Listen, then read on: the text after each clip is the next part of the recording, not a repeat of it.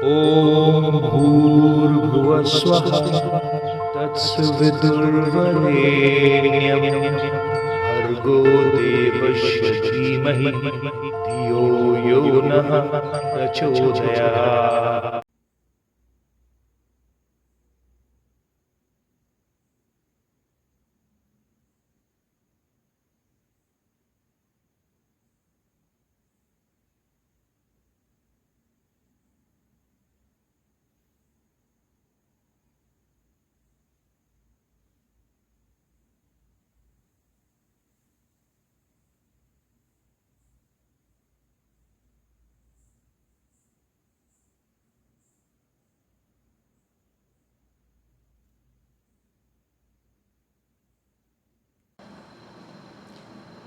जय श्री कृष्ण मेरे सनातनी बंधुओं।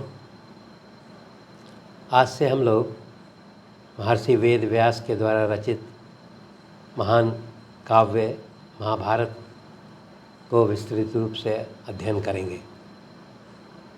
यह महाभारत नाम का जो काव्य है, ग्रंथ है, वह कुल 6 खंडों में गीता प्रेस के द्वारा इसे प्रकाशित किया गया है। इसमें प्रत्येक खंड जो है वो लगभग 1000 पृष्ठों का है। अर्थात यह ग्रंथ जो है वो बहुत विस्तृत ग्रंथ है। एक षड्यंत्र के तहत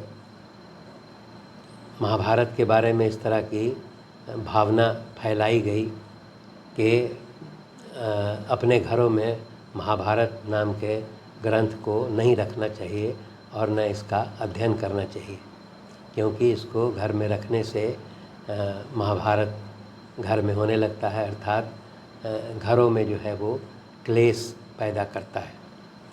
इसके कारण जो है वो हमारे घरों में महाभारत न रखने की और न पढ़ने की परंपरा रही। महाभारत जो है वो ज्ञान का भंडार है, हमारे पूर्वजों का इतिहास भी है और बहुत सारी शिक्षा जो है वो हमें देता है। महाभारत के नहीं अध्ययन करने के कारण सैकड़ों वर्ष से जो है हम इस ज्ञान से वंचित रह गए। मेरा मानना है कि महाभारत नामक इस ग्रंथ को निश्चित तौर पर अपने घरों में रखना चाहिए और अध्ययन करना चाहिए। इसीलिए मेरा प्रयास है कि मैं इसे अध्ययन करूंगा और जिससे ज़्यादा से ज़्यादा लोगों को फ़ायदा हो सके, इसका ज्ञान मिल सके। महर्षि वेद व्यास जो है वो सत्यवती और पराशर ऋषि के पुत्र थे। महर्षि वेद व्यास का एक दूसरा नाम भी है, उन्हें कृष्ण द्वैपायन के नाम से भी जाना जाता है। महर्षि वेद व्यास वास्तव में सभी कौरव और पांडवों के पितामह भी थे, क्योंकि महर्षि वेद व्यास सत्यवती के विवाह के पश्चात उनके पुत्र की मृत्यु होने के पश्चात अंबिका इत्यादि पत्नियों से उन्होंने महर्षि वेद व्यास ने धृतराष्ट्र, पांडु और दासी के गर्भ से विदुर को उत्पन्न किया था।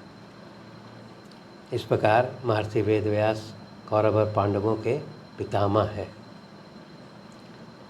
महाभारत युद्ध के समाप्ति के पश्चात जब उनके सभी पुत्रों की मृत्यु हो जाती है, तब महर्षि वेद व्यास जो है वो हिमालय पहाड़ के गुफाओं में रह करके और इस प्रकार इतिहास पर आधारित अपने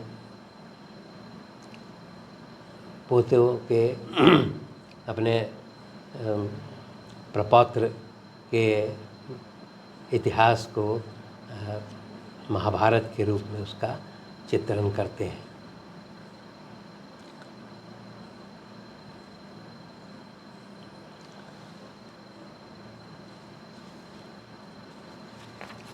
इस महाभारत का जो कथा है वो इनमें एक विशेष बात है कि इनके अध्यायों को पर्व के रूप में संकलित किया गया है। जैसे हम लोग अभी प्रारंभ करेंगे वो प्रथम अध्याय है। तो प्रथम अध्याय का नाम है अनुक्रमणिका पर्व, अर्थात इस ग्रंथ की जो भूमिका है वो इसमें बताई गई है। इस कथा का प्रारंभ होता है एक नैमिषारण्य नाम का स्थान है, जहाँ पर एक महर्षि शौनक नाम के कुलपति हैं। कुलपति का अर्थ यहाँ पर दिया गया है कि एक वैसा ब्राह्मण जो एक साथ 10,000 से अधिक लोगों को भोजन और वस्त्र इत्यादि दे करके उनका भरण पोषण कर सकता है। तो एक बार की बात है कि महर्षि शौनक की अध्यक्षता में नैमिषारण्य एक स्थान है जो इसका नाम इसलिए प्रचलित हुआ कि इस वन में पूर्व में भगवान विष्णु के द्वारा दानवों का वध किया गया था। तो एक बार की बात है कि महर्षि शौनक के द्वारा इस नैमिषारण्य में 12 वर्षों तक एक चलने वाले एक सत्र का आयोजन किया गया था। यहाँ पर सत्र एक तरह का ये मान सकते हैं जो सभा हम लोग वर्तमान में करते हैं, और जो 12 वर्षों तक वो चल रहा था। उस सत्र में जो है सत्र का अर्थ ये होता था कि उसमें हजारों लोगों को विभिन्न प्रकार के ज्ञान की शिक्षा दी जाती थी। तो जब उनका महर्षि शौनक का ये सत्र चल रहा था, उसमें वो एक उग्रश्रवा नाम के जो कथावाचक हैं, पुराणों के और वेद और पुराणों के ज्ञाता हैं और कुशल वक्ता भी हैं, वो उग्रश्रवा जो है उस सत्र में उनका आगमन होता है। तब वहाँ उपस्थित जितने तपस्वी लोग हैं वो उग्रश्रवा ऋषि के समीप पहुँच करके उनको घेर करके बैठ जाते हैं और उनसे पूछते हैं कि आप कहाँ से आ रहे हैं और वहाँ की कथा हम लोगों को सुनाइए। इस पर उग्रश्रवा ऋषि जो है वो बताते हैं कि वे जो है वो राजा जन्मेजय के यहाँ जो सर्प यज्ञ हो रहा था वहीं से वो आ रहे हैं। वो बताते हैं कि उस सर्प यज्ञ में वेद व्यास ऋषि महर्षि वेद व्यास जो है वो अपने बहुत सारे शिष्यों के साथ वहाँ उपस्थित हुए थे, और महर्षि वेद व्यास के आदेश के आलोक में उनके एक शिष्य हैं जिनका नाम वैशंपायन है, और वैशंपायन ऋषि जो है उन्होंने ही वेद व्यास द्वारा रचित इस महाभारत नाम के काव्य की कथा उस यज्ञ में सुनाई जा रही थी। तो उग्रश्रवा ऋषि बताते हैं कि मैं उस कथा को वहाँ सुन करके आ रहा हूँ। वो बताते हैं कि इसके पश्चात मैं उस कुरुक्षेत्र में स्थित समंत पंचक नामक स्थान पर भी मैं गया था। यहाँ पर समंत पंचक जो है वो वह स्थान है, बताते हैं कि जिस स्थान पर पूर्व में कौरव और पांडवों के मध्य भयंकर युद्ध हुआ था। फिर वो बताते हैं कि